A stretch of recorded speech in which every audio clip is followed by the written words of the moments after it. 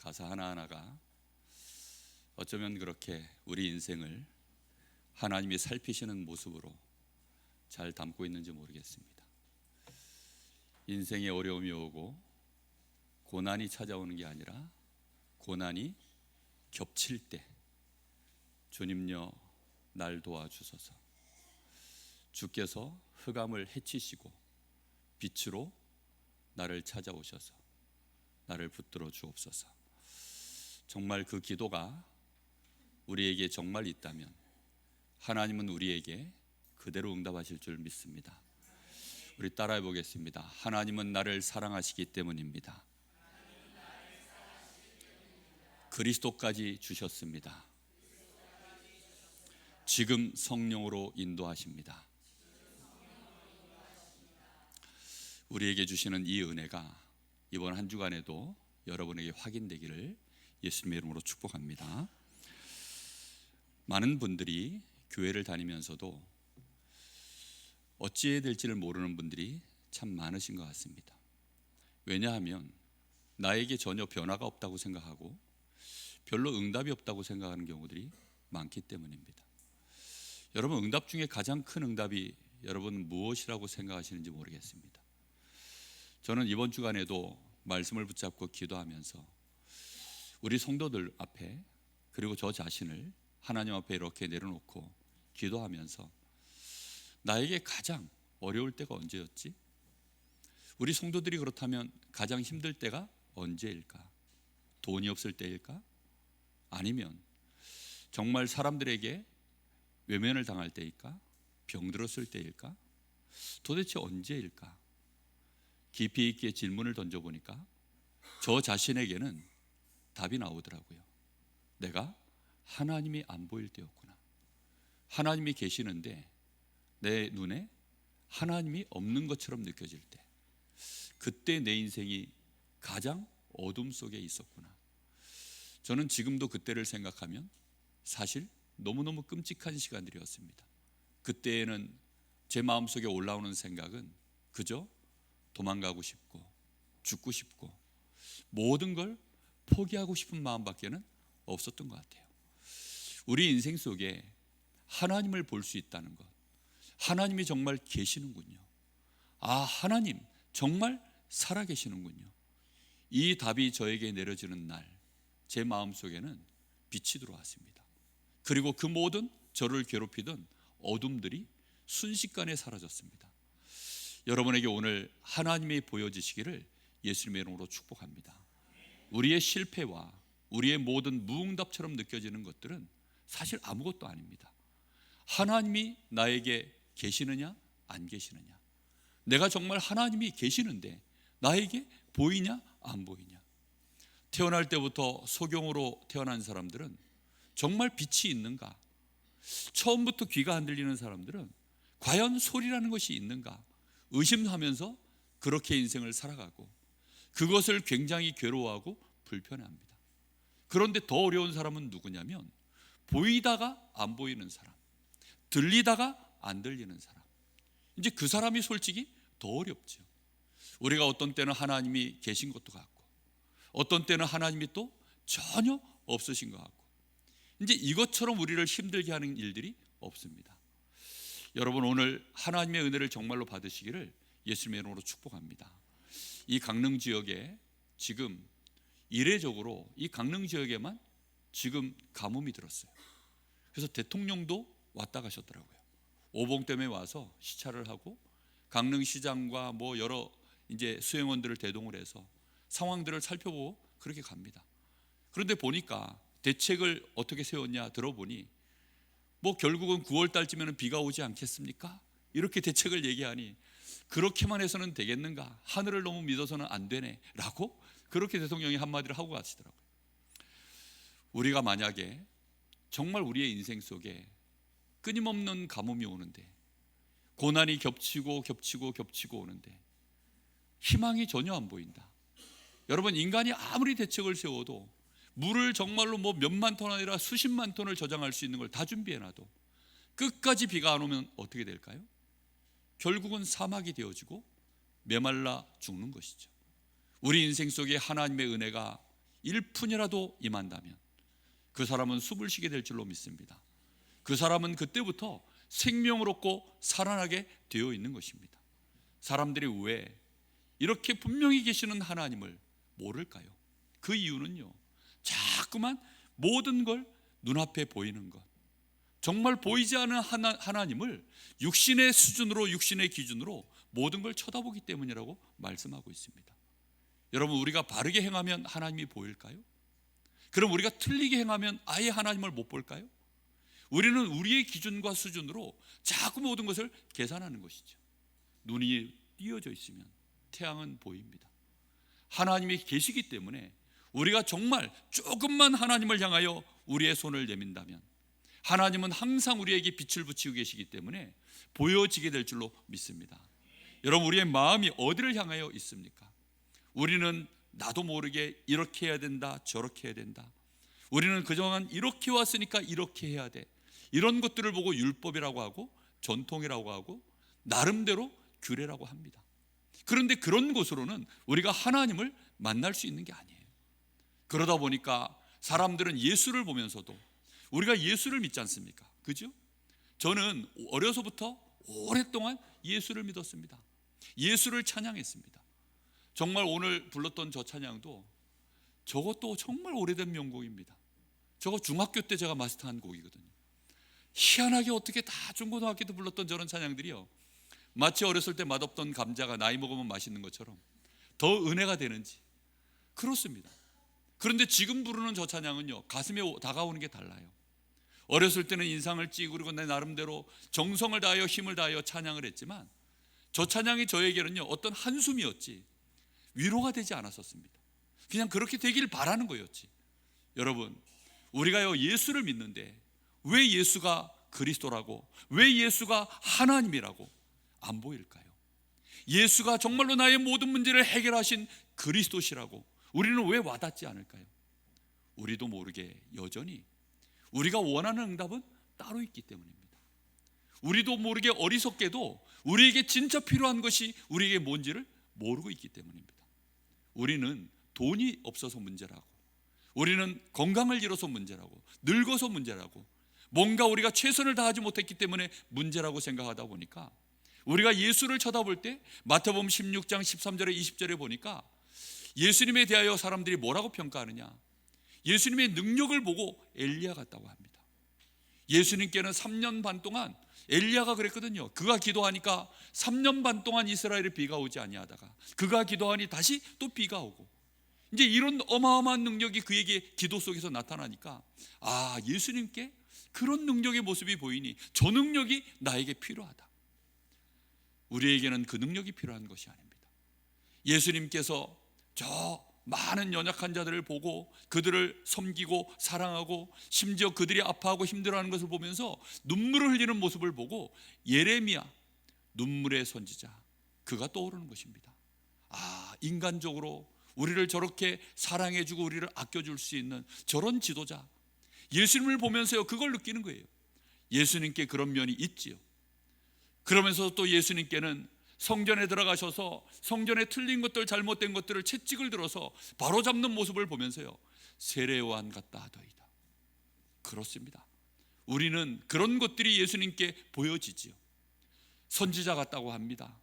정말로 하나님의 말씀을 너무 잘 전하시니까 그런 모습 속에서 하나님께로부터 온 선지자 같다고 합니다. 맞지요. 그런데 우리가 정말로 예수님을 바라볼 때 보여야 되는 것이 있습니다. 예수님은 누구십니까? 예수님은 우리의 모든 죄를 해결하신 참 제사장이십니다. 우리 인생 속에 죄 때문에 오는 이 저주와 재앙을 사람들은 모르고 있어요. 도대체 죄가 뭔가? 감옥에 몇 번 갔다 오면 죄 짓는 것이 무서운 줄을 압니다. 저는요 안전벨트 안 매는 것이 그토록 저를 두렵게 하는 일인지를 몰랐습니다. 언제까지 몰랐냐? 경찰을 만날 때까지. 그때까지는 몰랐어요. 그런데 이제는 잘 맵니다. 요즘은 또 자동차들이 좋아가지고 안전벨트를 안 매면 땡땡땡 하고 계속 너 틀렸어 하고 땡땡 그러더라고요. 그래서 요즘은 안전벨트를 매는데 정말 우리가 죄라는 것이 얼마만큼 우리 인생을 무너뜨리는 일인지를 모르고 살아요. 그 죄를 그러면 우리는 해결하려고 애씁니까? 거의 감각도 없죠. 그런데 우리가 하나님 앞에 죄를 지었다. 어찌 될까요? 사람들은요, 하나님 앞에 죄 짓는 것이요 너무 우스운가 봐요. 사람에게 죄 짓는 일은 두려워합니다. 특히 이 상대방이 굉장히 무섭고 힘있고 정말로 치밀한 사람이면 그런 사람 앞에 우리는 함부로 합니까? 그리 못하죠. 그런데 하나님을 우리는 불경건이 우리 속에 들어있다 보니 하나님을 두려워하지 않습니다. 그리고 하나님을 무시하죠. 하나님을 없다고 합니다. 하나님이 안 보이니까. 우리가 하나님 앞에 지은 죄를 어찌할 겁니까? 우리가 사는 동안에 지은 죄는 어찌할 겁니까? 하나님은 그 죄를 해결할 수 있도록 그리스도를 보내신 줄 믿습니다. 그 죄를 갖고 있으면 끊임없이 아무것도 아닌 존재가 우리에게 와서 우리를 계속 노략질합니다. 우리를 끊임없이 속입니다. 그게 성경에는 악한 영, 마귀, 사탄이라고 기록되어 있습니다. 우리 인생 속에 마귀가 끊임없이 속이는 거예요. 우리는 그 말에 그런데 속아요. 하나님이 어딨냐? 네 인생 속에 하나님이 어딨냐? 무슨 축복이라는 게 있고 저주라는 게 있겠냐? 뭐 귀신이 있고 천사가 있고 지옥이 있고 천국이 있겠냐? 우리에게 내세 그런 게 어디 있겠냐? 그것은 철없는 이 사람들의 말입니다. 우리도 모르는 사이에 내가 아무리 잘해도요, 내 인생에는요, 내 앞에 재앙이 앞에 놓여 있으면 어찌할 겁니까? 아니 어느 날 자다 보니까 갑자기 산사태가 나가지고요, 집이 무너지고 그냥 뭐 황망하게 인생이 끝나는 사람들이 얼마나 많습니까? 여러분, 이 강릉 지역에 이런 지금 가뭄이 들 줄 우리가 어찌 알았을까요? 기상학자들이 얘기합니다. 올해가 가장 시원한 해라고. 내년이 더 더울 거란 뜻입니다. 내년 지나고 나면 또 그 내년이 제일 시원할 때랍니다. 여러분, 우리 인생 속에 어떤 문제 재앙이 앞에 놓여 있는지 장담할 수 있습니까? 그게 닥쳐오면 우리는 해결할 길이 있을까요?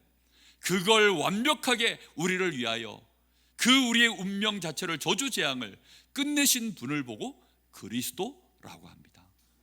여러분, 그 근본적인 부분을 바꾸신 거예요. 우리가 마귀 자녀로 죄인으로 저 지옥의 백성으로 우리 인생을 살아간다? 그게 되겠습니까? 그래서 하나님은 우리의 신분을 하나님의 자녀로, 우리를 지금 천국 시민권을 가진 자로 우리를 그렇게 바꾸시는 분, 그분을 그리스도라고 합니다. 여러분, 예수가 바로 그리스도이십니다. 주는 그리스도시요 살아계신 하나님의 아들이십니다. 바요나 시모나 네가 복이 있구나. 여러분, 이것을 알게 되어지는 자, 그가 복받은 자입니다. 여러분, 우리는요, 노력해서 대가를 얻어서 인생을 살아가야 되는 것도 있지만 가장 중요한 것은요, 복을 받아야 됩니다. 하나님이 주시는 복, 그 복을 받으시고 여러분, 많은 사람에게 축복할 수 있기를 바랍니다. 정말 이걸 모르면 우리가 할 수 있는 일이라는 것은 뭐냐면, 나를 기준하여 내가 가지고 있는 것을 가지고 결국은 사람들을 업신여기거나 비판하거나 그것으로 나를 증명하는 길 외에는 없는 겁니다.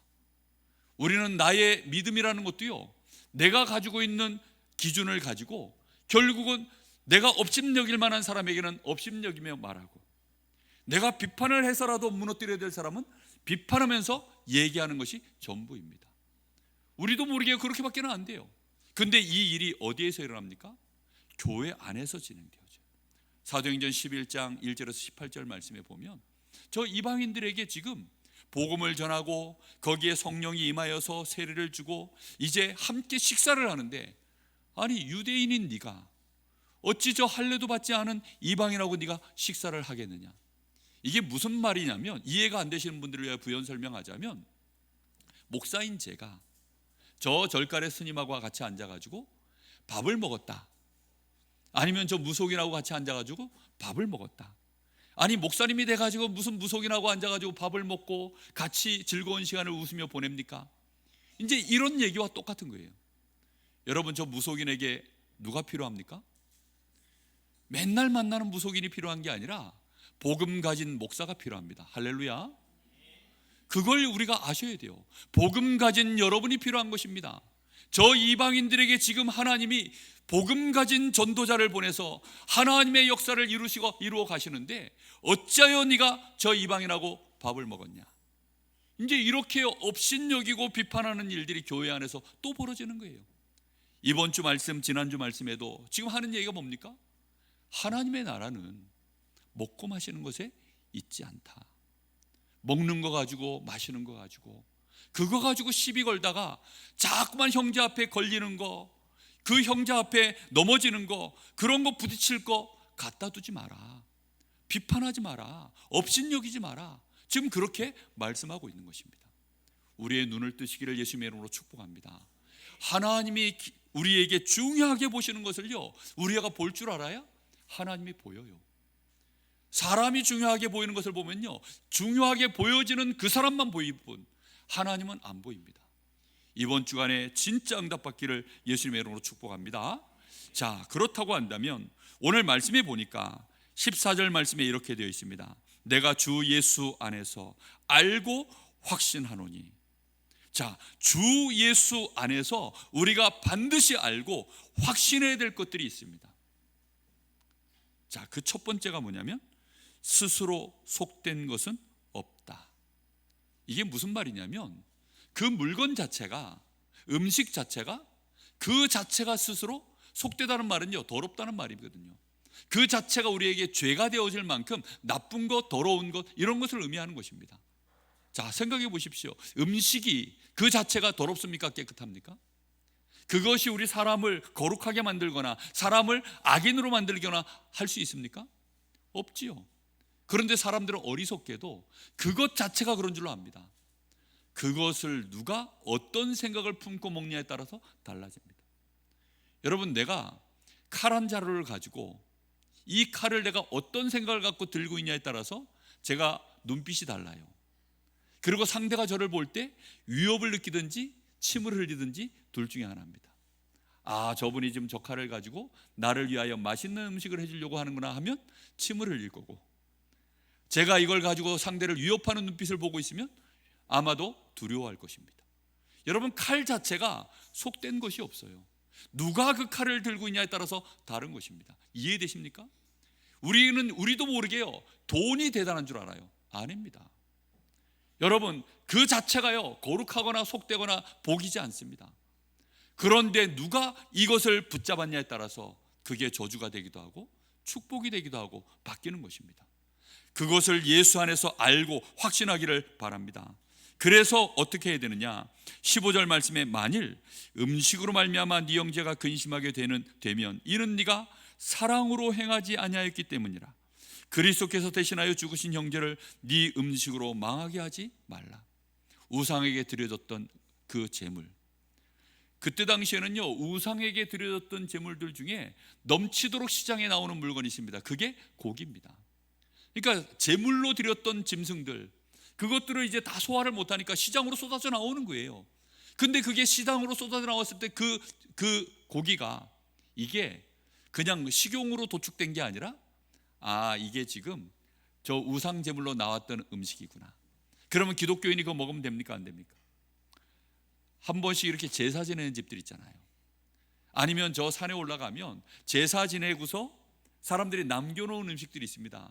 거기에 보면 가끔 사이다도 있어요. 근데 간지 얼마 안 되는지 이게 씨앗이가 잘 돼가지고 이렇게 되어 있습니다. 그러면 그거 먹으면 됩니까? 안 됩니까? 물론 남이 버리고 간 거고 제사로 지낸 거니까 먹으면 안 되지 있죠. 그러면 내가 너무 목이 말라요. 그러면 그거 한 잔 마신다고 죄가 되겠습니까? 아니, 제사 음식인데 이걸 꺼리껴가지고 가끔 가다가 또 누가 옆집에서 보냅니다. 아, 이거 제사 지내고 남은 음식인데 이거 떡을 돌립니다 하면서 가져와요. 그러면 그 문 앞에서 그 사람 보고, 우리는 지금 예수 믿는 집안이고 나는 교회 목사인데 나를 어떻게 보고 지금 이거 제사 지내는 음식을 감히 부정하게 가져왔냐, 이러면 될까요? 그러면 이제 다 같이 죽는 겁니다. 사람들이요, 이걸 너무 몰라가지고 우리도 모르게요, 이런 음식을 가지고 자꾸 사람들을 망하게 하고, 사람들이 과연 이 음식을 그럼 내가 안 먹으면 거룩해집니까? 그런 게 없거든요. 우리가 사랑으로 하면 무엇이든지 이해 안 될 것이 없습니다. 사랑으로 하시기를 예수님의 이름으로 축복합니다. 정말 뿐만 아니라, 자 보십시오, 16절에는 보니까 그러므로 너희의 선한 것이 비방을 받지 않게 하라. 자, 우리가요 그리스도 안에서 이제는 제사 음식이든 아니면 뭐 구약 시대에 금했던 그 부정한 음식들, 특히 돼지고기, 그거 이스라엘 백성들은 안 먹습니다. 유대인들은 지금도 안 먹어요. 한 번은 한국에서 이스라엘로 유학을 간 한국 학생이 너무 오징어 젓갈이 먹고 싶어서, 오징어는요 특히 비늘이 없는 생선은 유대인들은 그것도 금하는 음식이거든요. 근데 이스라엘 나라가 유대인의 나라 아닙니까? 근데 너무 오징어 젓갈이 먹고 싶어서 한국에다가 어머니 오징어 젓갈을 좀 보내주십시오. 그래가지고 보냈어요. 보냈는데 이게 이제 공항에서 뭐 이거 검색하는 이제 검색대에서 이게 보니까 정체불명이야. 왜냐하면 젓갈로 담아놨으니까 이게 잘게 잘랐지, 거기다가 젓갈로 담았지, 빨갛지, 범벅이지. 이러니 거기서 이제 국립과학수사 뭐 그런 데다가 보내가지고 확인한 겁니다. 성분이 뭐냐? 오징어. 그래서 뉴스에 났는데 뭐라고 났냐면, 이게 한국 사람이 오징어를 수입하기 위하여 이렇게 막 고춧가루에다가 막 범벅을 해서 위장을 해서 이렇게 수입하려다가 들켰다. 이렇게 이제 그게 오징어 젓갈 한국 사람 먹는 음식인 줄 몰라가지고. 지금도 유대인들은 그래요. 그러면 오징어 젓갈 먹은 사람 갔다가 당장 곤장을 치고 추방을 시켜버리면, 교회에서 그렇게 하면 어떻게 될까요? 그럼 이제 죽이는 것입니다. 그런데 우리는 오징어 젓갈을 먹으면 됩니까? 안 됩니까? 먹어도 돼요. 그런데 우리가 이것을 못 먹는다고, 너는 왜 오징어 젓갈을 못 먹어? 이렇게 되어지면 우리의 이 선한 것이 저 사람에게 비방거리가 되어지는 것입니다. 왜요? 사랑으로 행하지 않았기 때문에. 여러분, 우리가 먹고 마시는 것은 저 사람이 혹시 그것 때문에 거리끼거나 내가 그걸 먹는 것으로 인해서 저 사람이 시험 들 것 같으면 내가 어떻게 하면 되죠? 안 먹으면 돼요. 그거 안 먹는다고 죽습니까? 그러면 어떻게 먹으면 되죠? 너무 먹고 싶으면 조용히 혼자 드시고 먹었다고 자랑하지 않고 상대방 보고 못 먹었다고 비방하지 않고 그리하시면 됩니다. 그런데 이것을 우리가 사랑으로 하지 않으면 상대에게 내가 시험이 들어버리는 순간 그 상대가 나를 비방거리가 되어진다, 이런 말입니다. 그래서 여러분, 이런 사실들을 예수 안에서 뭐 하시라고요? 확인하시라는 겁니다. 그걸 알고 지혜롭게 인도받으시라는 겁니다. 네 믿음이 결국은 우리가 여기 몇 절입니까? 그 다음 절에 보면 하나님의 나라는 먹는 것 마시는 것이 아니라 오직 성령 안에 있는 의와 평강과 희락이니라. 이로써 그리스도를 섬기는 자는 하나님을 기쁘시게 하며 사람에게도 칭찬을 받느니라. 우리는 어느 나라 백성입니까? 하나님 나라 하나님의 자녀인 줄 믿습니다. 그래서 우리는 오직 그리스도 안에서 주시는 의와 평강과 희락, 그것을 해치는 일을 하지 않기를 바랍니다. 여러분, 우리가 성령 충만 받으면 그게 가능해져요. 성령 안에서 이 일을 할 수 있다면 가능해집니다. 그래서 우리가 말을 조심해야 돼요. 우리가 사랑으로 말해야 됩니다. 여러분, 주일날 아픈 병자가 교회에 왔습니다. 어떻게 말해야 될까요? 대단하십니다. 주일날 아픈데도 불구하고 교회로 오셨으니 정말로 어마어마하십니다. 항상 그렇게 나오시기를 바랍니다. 이렇게 얘기하면 그가 다음 주에 아파가지고 못 오면 어떻게 될까요? 그것도 부담이요. 그럼 반대로 안 나오신 분들은 또 어떻게 되죠? 그러니까 안 나오신 분은요, 갑자기 의문의 일패를 당해요. 멀쩡히 집에 있다가 죄인 돼버립니다. 우리가요, 말 한마디를요 굉장히 지혜롭게 조심스럽게 할 줄 알아야 됩니다. 하나님의 나라는 먹는 것 마시는 것에 있지 않습니다. 의와 평강과 희락입니다. 그 순간에 하나님이 우리에게 주시는 의, 그 안에서 우리가 누리는 평강, 그 안에서 우리가 이거 오는 즐거움, 그 성령의 감동이 우리에게 확인되기를 바랍니다. 그래서 중요한 건 뭐냐면, 우리의 믿음은 누구 앞에서 가지고 있어야 되냐면 하나님 앞에서 스스로 지킬 뿐입니다. 여러분, 우리의 믿음을요 하나님 앞에서 스스로 지키는 거예요. 예전에는 제가 뭐라고 얘기했냐, 저는 주의를 지키는 거에 대해서 제 마음속에 어떤 마음을 갖고 있었냐면, 제 친구들 보고 이렇게 얘기했습니다. 야, 주일날 혹시 너 결혼하면 나한테 연락도 하지 마라. 나는 못 간다. 왜? 예배 드려야 되니까. 혹시 죽는 것도 주일은 죽지 마라. 나는 못 간다. 왜? 예배 드려야 되니까. 근데 지난 주일날 뭐가 있었죠? 결혼식이 있습니다. 제가 예전에는요 좀 몰라가지고 이런 말을요 강단에서 아주 뭐 떳떳하게, 왜요? 내 믿음은 이 정도야. 근데 그걸 누구 앞에서 하라고요? 하나님 앞에서 혼자 가지고 있으라고요. 놀렐루야. 여러분, 이걸 정말로 하나님 앞에서 혼자 가지고 있어야 됩니다. 그러다가 만약에 내 아들이 어느 날 주일날 죽으면 어떻게 됩니까? 아니 혹시라도 우리 어머니가 주일날 소천하시면 어떻게 합니까? 그러면 이제 그때는 어떻게 되죠? 그러니까요, 하나님이요 본때를 보이시듯이 그렇게 해버리면 우리도 모르게요 이런 일이 벌어진다니까요. 나는 안 그럴 거야.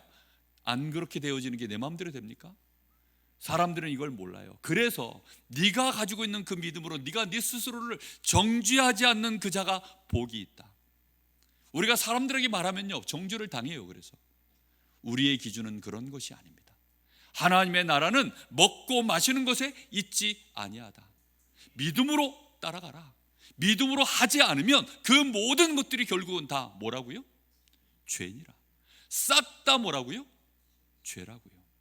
여러분, 주일날 여기 와서 예배를 드리시는데도 죄가 되는 경우가 있어요. 목사님 얼굴을 봐서 나오고, 엄마 아빠가 안 가면 용돈을 끊는다 그래서 어쩔 수 없이 오고, 내가 장로니까 와야 되고, 내가 뭐 교회 직분자니까 와야 되고, 내가 교육자니까 와야 되고, 이렇게 되어지면 주일날 교회 와서도 그게 뭐가 된다고요? 죄입니다. 죄.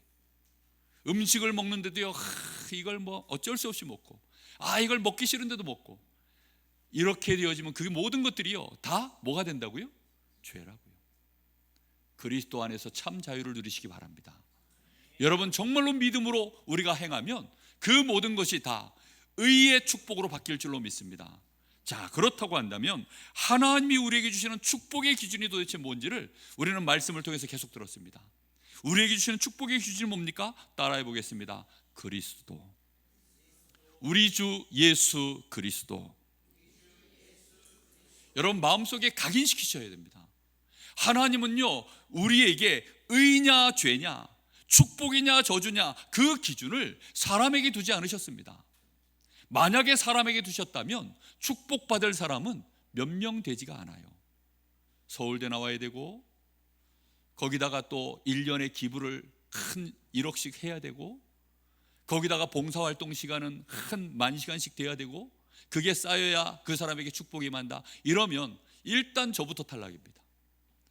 여러분들 중에 거기에 합격할 수 있는 분이 있으십니까? 없어요. 기준을 하나님이 사람에게 두지 않습니다. 어디에 두셨다고요? 그리스도, 예수 그리스도께 두셨습니다. 그래서 로마서 1장 16, 17절에 헬라인도 유대인도 다 자기 기준을 갖고 있지만, 모든 사람이 다 기준을 갖고 있지만 우리의 참된 기준은 오직 그리스도, 예수께 있는 줄 믿습니다. 그리스도는 우리를 구원하시는 하나님의 능력이라고 했습니다. 그리스도 안에 하나님의 의가 담겨져 있다 그랬습니다. 그래서 믿음으로 말미암아 그 의가 우리에게 임하고, 오직 믿음으로 의인은 살리라 라고 말씀하십니다. 자, 로마서 3장 21절에는 이렇게 되어 있습니다. 하나님께서 그러나 이제는 율법 외에 하나님이 다른 한 의를 우리에게 주셨으니 라고 되어 있습니다.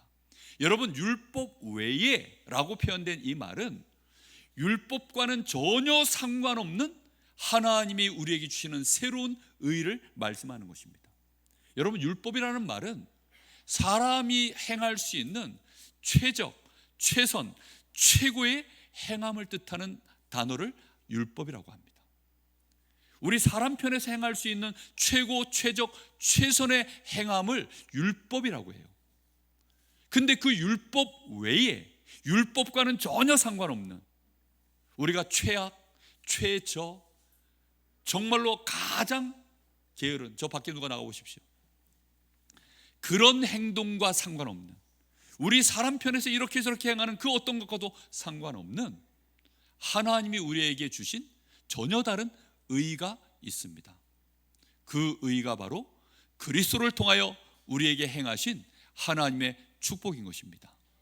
여러분, 그것을 오늘 믿음으로 붙잡기를 바랍니다. 여러분, 우리에게 의가 필요한 것은요 하나님의 의입니다. 사람들이 인정해 주는 것으로는 절대로 죄를 해결하지 못합니다. 흑암 권세 못 이깁니다. 재앙에 이 밀려오는 저주를 이길 수가 없습니다. 정말로 오늘 여러분, 하나님의 의가 그리스도 안에 있습니다. 그 의를 하나님이 언제 우리에게 주셨습니까?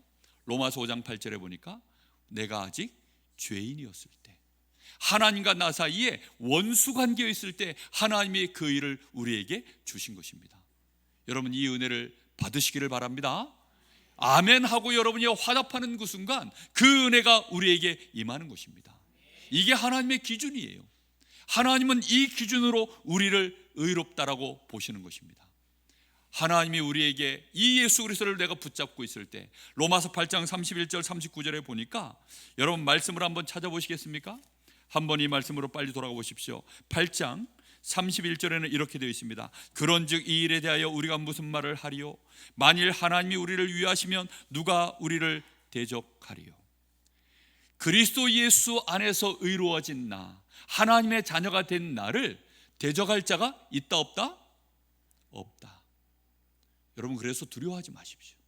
대적할 자가 없습니다. 자, 그 다음 말씀에는 뭐라고 되어 있습니까? 자기 아들을 아끼지 아니하시고, 그리스도 예수를 말합니다. 그리스도 예수 그 아들을 아끼지 아니하시고 우리 모든 사람을 위하여 내주신 이가 어찌 그 아들과 함께 모든 것을 우리에게 주시지 아니하겠느냐. 여러분, 예수 그리스도까지 아끼지 않고 우리에게 주신 하나님 아버지께서 우리에게 아낄 것이 있겠냐? 없다는 것입니다. 오늘 이 기준을 붙잡으시기 바랍니다. 자, 그러면서 33절 34절은 이렇게 되어 있지요. 그렇다고 한다면 능히 하나님께서 택하신 자들을 고발할 자가 있겠냐? 의롭다 하신 이가 하나님이시니 누가 우리를 정죄할 수 있겠냐? 죽으실 뿐만 아니라 다시 살아나신 이는 그리스도 예수시니 그는 지금도 하나님 우편에 계신 자요 우리를 위하여 뭐 하신다고요? 간구하고 계신다. 그러니 우리를 정죄할 자가 있겠냐? 없다는 것입니다. 세상에서는 우리를 정죄할 자 있겠죠. 내가 나를 봐도 나 같은 건 안 돼 라고 생각될 수 있겠죠. 아멘입니까? 저는 그렇게 생각합니다. 그런데 그리스도를 붙잡고 있는 나는 하나님이 그리스도로 말미암아 나의 모든 죄를 십자가에서 속량하셨습니다. 그걸 다 갚아버린 거예요. 어느 날 여러분에게 끊임없이 날라오던 빚독촉이 끊어졌습니다. 왜 끊어졌을까요? 누군가가 갚아버린 겁니다. 그렇죠? 누군가가 갚아버린 거예요. 누가 갚았을까요? 우리 주 예수 그리스도를 통하여 하나님이 갚으신 줄 믿습니다. 우리 인생 속에 더 이상 정죄함이 없어요. 우리 스스로가 속지 않으면 됩니다. 이 기준을 잡으시기 바랍니다.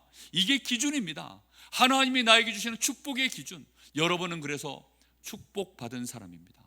이미 축복을 받을 수밖에 없는 사람들이에요. 이 기준을 경고히 하십시오. 그리고 이제는 하나님이 그리스도로 말미암아 우리에게 주시는 그 사랑, 우리는 어떤 경우에도 하나님의 사랑이 그리스도 안에서 우리에게 임해 있습니다. 그래서 이 사랑에서 끊을 자 없고 우리를 이길 자 없다. 그게 하나님이 그리스도 안에서 우리에게 주시는 축복의 기준입니다. 자, 그렇다고 한다면 여러분, 나는 그리스도를 붙잡았습니까? 이게 우리에게는 너무나 중요한 사실입니다. 여러분 자녀에게 돌잔치 때 뭐 연필, 뭐 그 다음에 금붙이 뭐 이런 거 갖다 놓고 뭘 붙잡을까? 보통 그렇게 생각하잖아요. 우리 아이가 무슨 뭐 운동기구 잡으면 얘는 운동할 아이구나. 뭐 볼펜 같은 거 잡으면 우리 아이는 학자가 될 아이구나. 우리 아이가 뭐 금붙이 같은 거 잡으면 얘는 경제인이 될 아이구나. 그렇게들 생각하시죠. 그리스도를 주여 주시기를 예수님의 이름으로 축복합니다. 어찌하든지 우리 아이가 그리스도를 안다면, 내 인생에 정말로 그리스도가 누구신지 안다면, 그래서 정말 하나님이 보인다면, 그때부터 우리에게는요 두려움, 걱정, 염려 아무것도 있을 수가 없습니다. 자, 그러면 결론입니다. 여러분, 우리의 기준이 그리스도가 맞다면 이제는 그리스도 안에서 우리의 수준을 올리셔야 됩니다. 우리도 모르게 우리의 수준을 처음 구원받고 그리스도 알고 그 수준에 머물러 있는 것이 아니라 우리에게 하나님이 원하시는 새로운 수준이 있습니다. 빌립보서 1장, 이번 주간에 여러분 빌립보서를 좀 많이 읽어보시기 바랍니다. 빌립보서 1장에 보니까 그리스도 예수 안에서 주시는 그 지혜와 총명이 우리에게 넘쳐서 이제는 악한 것 말고 지극히 선한 것을 생각하라. 여러분, 지극히 선한 것을 분별할 수 있는 눈이 우리에게 있어야 됩니다. 사람들은 조금만 이상한 거, 모자란 거 보면 그걸 가지고 또 업신여기고 비판합니다. 우리는 누가 나에게 조금만 악으로 대하면 우리도 또 악한 생각이 올라옵니다. 그때 우리는 뭐 하라고요? 지극히 선한 것을 분별할 수 있게 되기를 바랍니다. 그리스도 안에서 그 능력이 우리에게 나타나야 됩니다. 빌립보 3장 1절에서 21절에는 이렇게 되어져 있죠. 사람들은 육신의 것 자랑하고 그것으로 뽐내고 업신여기고 비판합니다. 그러니까 그때 이 바울 사도가 하는 얘기입니다. 이 사람은요, 그 당대 최고의 학자고 엘리트입니다. 굉장한 수재입니다. 근데 그가 어느 날 그리스도를 만나고 난 이후에 하는 고백입니다. 나는 그 모든 것들, 나는 이제 배설물로 여깁니다. 여러분, 서울대 나오는 게 쉽지 않습니다. 더군다나 서울대 의대를 나오는 건 더 어렵습니다. 우리 김문호 집사님이 의사잖아요. 우리 김문호 집사님 의사인데 서울대 의사가 아니에요. 서울대 의사가 되는 게 그렇게 어렵대요. 그런데 지방대 의사가 되어줘도요, 수능 거의 만점이나 1개, 2개 틀려야 의사가 된답니다. 제가 우리 김문호 씨한테 들었거든요. 수능 몇 개 틀려니까 몇 개 안 틀리셨더라고요. 2개 틀렸습니까? 2개 틀렸답니다. 그래야 의사가 돼요. 근데 바울 사도는 그걸 뭐라고 얘기했다고요? 똥이다 그렇게 얘기했습니다. 그걸 오히려 해로 여긴다. 의사가 배설물이라는 얘기가 아니라 그리스도를 알고 났더니 그게 그렇더라는 것입니다. 여러분, 사막 한가운데 생수 한 병과 금 한 덩이가 있습니다. 어떤 게 똥일까요? 사막 한가운데 일주일을 내가 물을 못 마셨어요. 그럼 금을 버릴까요? 물을 버릴까요?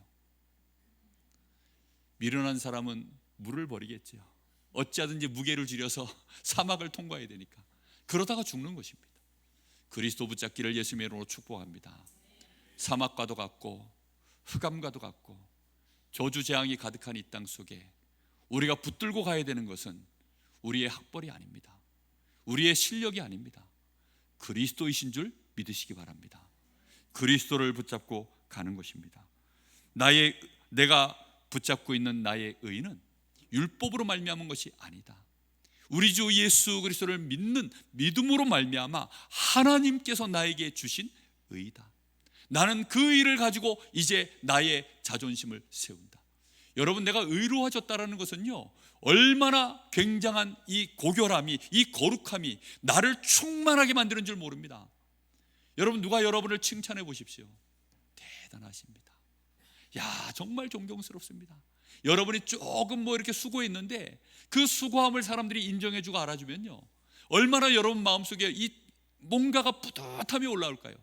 그런데 하나님이 나에게 너가 의롭다.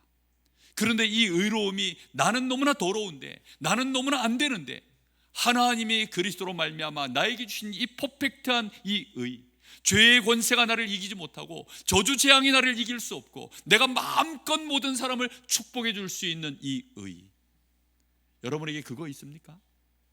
그 축복. 여러분, 저는요, 사람들을 바라볼 때 제 마음속에요, 나는 저 사람을 축복할 수 있는 사람이야. 여러분 마음속에 그 생각이 올라오면 어떨까요? 나는 비록 가난하지만 저 사람에겐 나의 축복이 필요해. 그런 생각 들면 어떨까요? 여러분, 귀신 들린 무속인도요, 귀신이 주는 그 힘 가지고 오는 사람한테 웬만하면 반말하더라고요. 너 내가 필요해서 왔지? 그러니까 나한테 무릎 꿇어? 그리고 내가 하는 말 들어? 이러면서요, 막 함부로 말하더라고요. 욕쟁이 할머니들 음식점이 그렇게 잘 되더라고요. 내가 만드는 이 음식 먹고 싶어 왔지? 이러면서요. 그러면서 막 욕을 하더라고요. 여러분, 나에게 축복권이 있습니다. 여러분에게 축복권이 있습니다. 여러분은 의롭기 때문입니다. 의인의 간구는 역사하는 힘이 큼이니라. 바울 사도는 이게 얼마나 가슴에 충만한지, 나는 가난해도 괜찮다. 나는 부족해도 괜찮다. 나는 연약해도 괜찮다. 그런데 나는 그 모든 환경 속에서 일체에 자족하는 비결을 가졌느니라. 내게 능력 주시는 자라서 내가 모든 것을 할 수 있느니라. 나의 시민권, 나의 배경은 하늘에 있느니라. 이것이요, 바울 사도가 가지고 있는 그 가슴 속에 충만한 하나님의 의입니다. 여러분, 이것이요, 우리의 수준을 끌어올리는 거예요.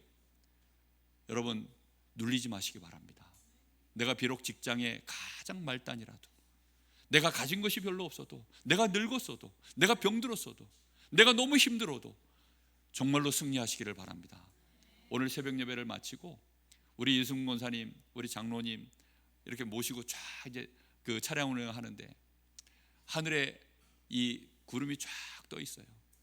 근데 이 권사님이 한마디를 하시는 거예요. 하여튼 이 권사님은 그런 말씀을 얼마나 잘하는지, 아이고 하늘의 구름이 너무나 멋있네요. 하나님 아버지 참 대단하십니다, 이러시면서 얘기를 하는 겁니다. 이게 누구 아버지라고요? 우리 아버지. 나이아가라 폭포에 딱 서가지고 우리 아버지 참 이거 대단하십니다, 우리 아버지 참 어마어마하십니다 이랬더니 옆에 있는 사람이, 당신 아버지가 이 나이아가라 폭포 주인입니까? 그랬다지요. 그러니까 이 사람이, 예, 하나님 아버지가 나의 아버지, 에이씨 이러더랍니다. 여러분은 누구십니까? 여러분의 수준을, 여러분의 정체성을 알아야, 내가 받은 축복을 알아야 나의 수준이 저절로 올라갑니다. 정말 여러분 그리스도로 옷 입으십시오. 빛의 갑옷을 입으십시오. 그래서 정말 악을 선으로 이기십시오. 축복하십시오. 정말 축복하십시오. 선한데 지혜롭고 악한데 미련하셔서 평강의 하나님이 속히 사단을 너희 발 아래 상하게 하시는 그 역사를 볼 때 하나님이 계시는군요. 아, 정말 하나님이 나와 함께 하시는군요. 이 증인이 되어질 줄로 믿습니다. 이번 한 주간에 여러분 하나님이 보여주시기를 예수님의 이름으로 축복합니다. 우리 같이 한번 기도하겠습니다.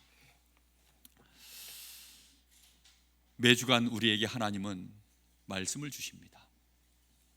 그 말씀 안에서 하나님, 나는 오늘 무엇을 붙잡습니까?